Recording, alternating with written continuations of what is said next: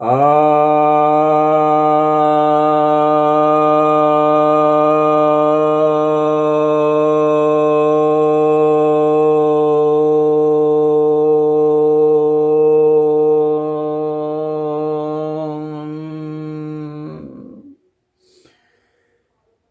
भक्तजनों को सप्रेम नमन। भक्तों, एक जिज्ञासा आई है कि ईश्वर को, खुदा को, गॉड को किसने बनाया।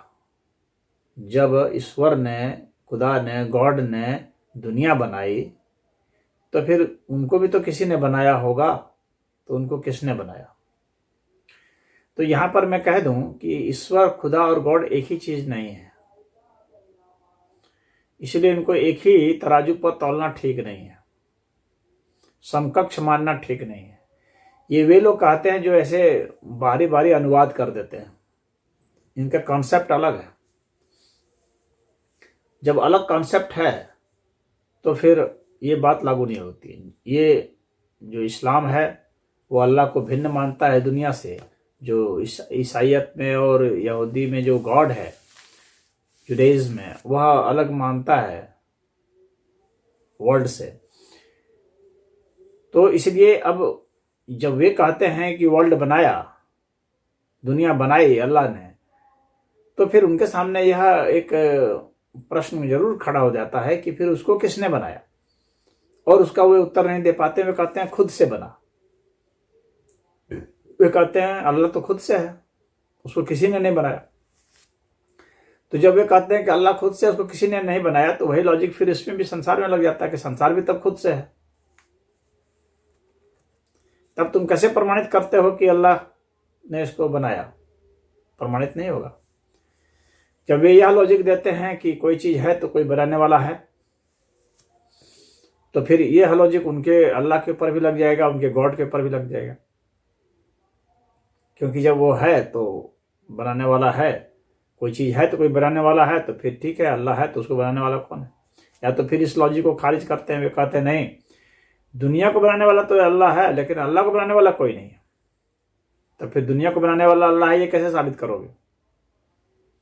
तो वे इस आधार पर साबित करते हैं कि कोई भी चीज बनाने के लिए किसी चीज की जरूरत होती है। तो जब इस चीज की जरूरत होती है तो फिर वही लॉजिक फिर उसमें भी लग जाएगा। आप ऐसा नहीं कर सकते कि एक लॉजिक को एक जगह लगाएं और फिर उस लॉजिक को दूसरी जगह नहीं लगाएं। या तो फिर लॉजिक के लॉ का ही कॉन्ट्रावेंशन हो जाएगा, उसी का ही जो है वो हो जाएगा, उसका विरोधाभास हो जाएगा, आपने उसका खंडन कर दिया। यदि आप लॉजिक एक जगह लगाते हैं तो उसी लॉजिक को आप दूसरी जगह लगाएंगे, अवश्य ही लगाएंगे, अन्यथा फिर स्टेटमेंट सही नहीं होगी, रीजनिंग उसका सही नहीं आएगा। तो उनके सामने यह प्रश्न आता है तो वे फंस जाते हैं इसमें और उनका उत्तर नहीं दे पाते हैं। इस तरह से उनका अल्लाह जो है गलत सिद्ध हो जाता है, उनका गॉड गलत सिद्ध हो जाता है, निश्चित गलत हो जाता है। लॉजिक के तौर पर वह खड़ा नहीं है। इस बात को मैं भी स्वीकार कर रहा हूं।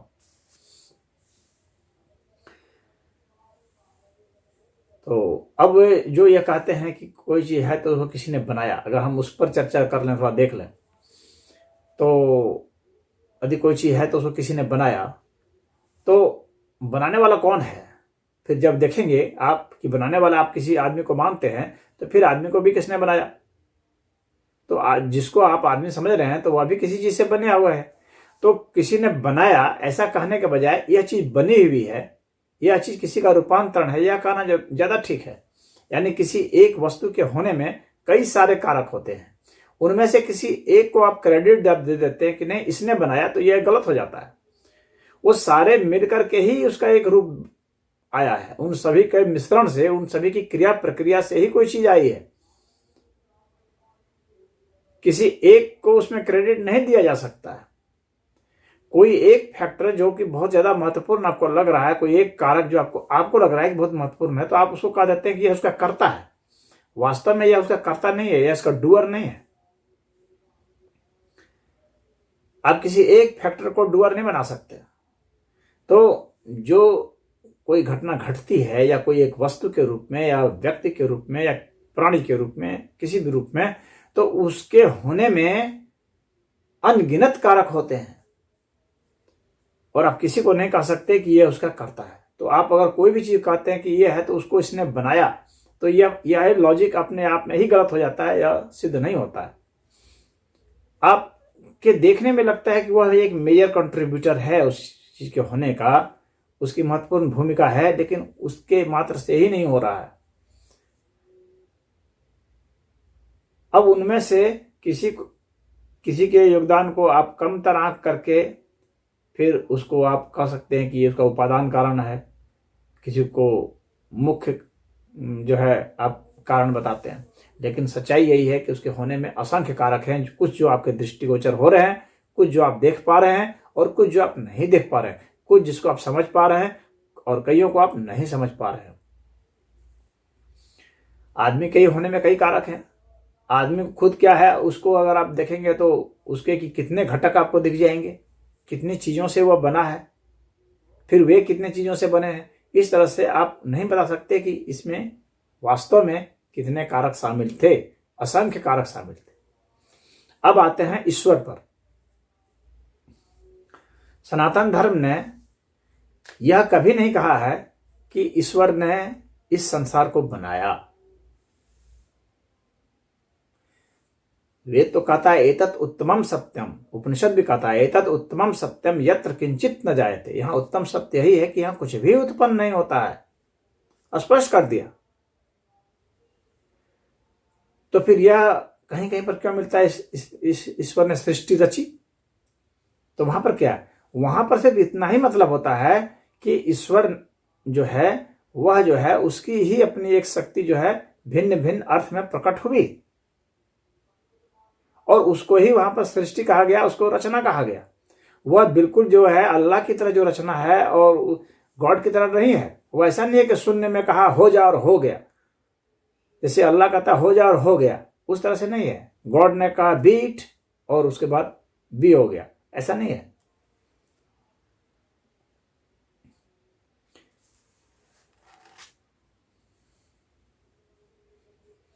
तो सनातन धर्म में यह बताया गया है कि ये जो यहाँ पर जो ये अस्तित्व है, ये जिसको सृष्टि कहा जा रहा है, ये सदा से था, सदा है और सदा रहेगा। इसको रचा नहीं गया, ये अनादिकाल से है, इसका कोई आदि नहीं है। तो फिर रचने वाली बात क्या होता है, जब ये अव्यक्त हो जाता है, महाप्रलय की स्थिति में अव्यक्त हो जाता है। अव्यक्त अर्थात जिसको कि जांचा परखा देखा नहीं जा सकता, वैसी स्थिति को यह प्राप्त हो जाता है, इतना सूक्ष्म हो जाता है। तो वही अव्यक्त जो है फिर जो है व्यक्त होता है, और उसको ही रचना कहा जाता है। यह नहीं कि कोई चीज शून्य से बनाया, यहां शून्य से नहीं बनाया। सनातन धर्म में यह नहीं कहा गया कि शून्य से बनाया गया कोई चीज। शून्य तो यहां सिर्फ किसी वस्तु का, किसी व्यक्ति का एक स्थान पर एक समय में अभाव है, बस। तो यहां पर यह बताया गया है ईश्वर के विषय में कि, और इस संसार के विषय में कि ये संसार सदा से था, सदा है, सदा रहेगा। बस ये व्यक्त और अव्यक्त होता है। तो जब यह अव्यक्त से व्यक्त होता है, उस वक्त वह परमात्मा की प्रेरणा होती है उस तत्व में जो कि अव्यक्त स्थिति में बैठा हुआ। वह तत्व क्या, वह भी परमात्मा का ही रूप है, वह कोई अलग नहीं है। प्रकृति भी परमात्मा का ही स्वरूप है। प्रकृति इसलिए कहा जा रहा है क्योंकि वह संयोज और विभाज होने की स्थिति में है। यानी परमात्मा का वह स्वरूप जो संयोजित और विभाजित होता है, उसको ही प्रकृति कहते हैं। वह कोई अलग चीज नहीं है, वह साकार स्वरूप है। तो उसको प्रेरणा मिलती है, जो प्रेरणा मिलती है तो उससे ही वह प्रकट होता है। बस इतनी सी बात है। तो जब इतनी सी बात है तो इसका अर्थ हो गया कि यहां पर जो है बनाने वाला लॉजिक नहीं काम करेगा कि उसने उसको बनाया, तो इसको ईश्वर को किसने बनाया फिर। तो यहां तो यह माना जाता है कि कुछ बनाया ही नहीं गया, यहां तो माना जाता है रूपांतरित हुआ, और सदा से था, सदा है और सदा रहेगा, अनंत काल तक रहेगा। तो अनंत काल तक रहेगा तो फिर उत्पन्न कहां हुआ, वास्तव में उत्पन्न नहीं हुआ। इसीलिए ईश्वर भी उत्पन्न नहीं होते हैं, क्योंकि ईश्वर भी अनंत काल तक है, अनंत से है, अनंत तक रहेंगे। ईश्वर अनंत है, तो उनके उत्पन्न होने का कोई प्रश्न ही नहीं उठता। जो अनंत समय से है, अनंत समय तक रहेगा, उसके उत्पन्न होने का क्या मतलब है, कोई मतलब नहीं है। तो इसलिए ईश्वर को उत्पन्न होने का जो प्रश्न है वो लागू नहीं होता है, क्योंकि सनातन धर्म यह मानता है कि यहाँ कोई भी चीज उत्पन्न नहीं होती है वास्तविक अर्थ में।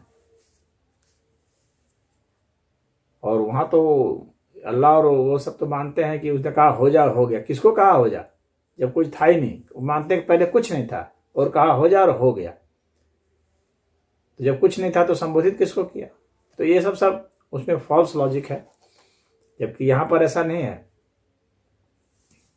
यहां पर तो है तदात्मानं स्वयं करोति, उसने स्वयं को ही उत्पन्न किया, किसी अन्य को उत्पन्न नहीं किया। यानी स्वयं को ही प्रकट किया साकार रूप में, जो अव्यक्त था वही व्यक्त हुआ। तो वही व्यक्त होता रहता है, अव्यक्त होता रहता है। एक समय तक एक फोर्स के साथ वो फैलता है, फिर जब वो फोर्स डिक्लाइन हो जाता है और फिर जो है उसका जो है काउंटर फोर्स जो होता है वह मजबूत होने लगता है, तो वह फिर जो सिकुड़ जाता है। तो ये घटना चलती रहती है अनंत काल तक।